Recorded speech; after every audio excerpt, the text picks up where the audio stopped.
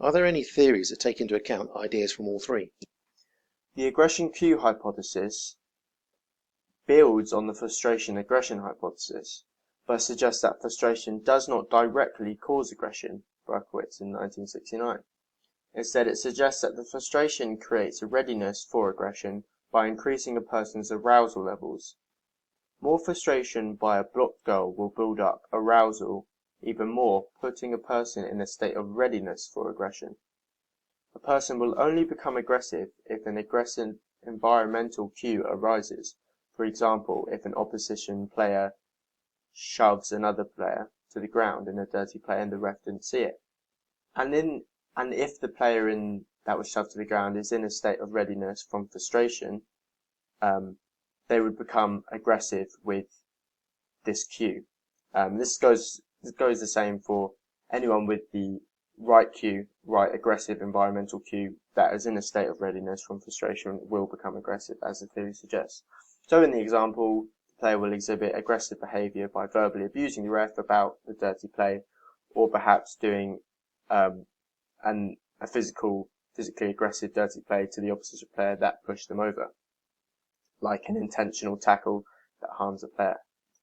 However, if the environmental cue is not aggressive, a player's state of readiness will dissipate and they will not become aggressive. Are there any criticisms of this hypothesis? There is little evidence to support this theory. However, it takes into account factors from the other three theories that have strong evidence towards them, as well as cancelling out their own individual criticisms. Therefore, this theory is the most commonly used theory to explain aggression in sport, as well as aggression in everyday life. What are some strategies that can be used to reduce or deem aggression as socially unacceptable? It is important that aggression is not positively reinforced. The way to do this is to give punishments for when this behavior is shown. For example, a referee can warn a player about their aggressive behavior and give out a yellow card or a red card to them the next time they do it.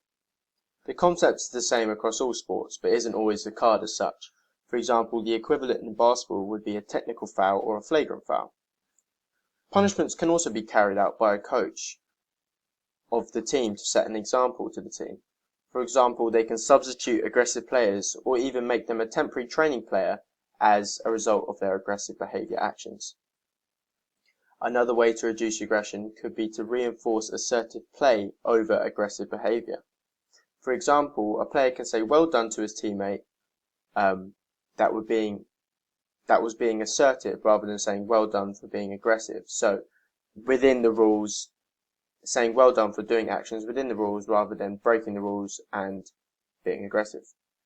Also, avoiding aggressive situations in general is a good way for players to reduce their aggression, as it means they have less chance to release their aggression as they're not building up frustration. Their arousal levels will be lower from avoiding these situations.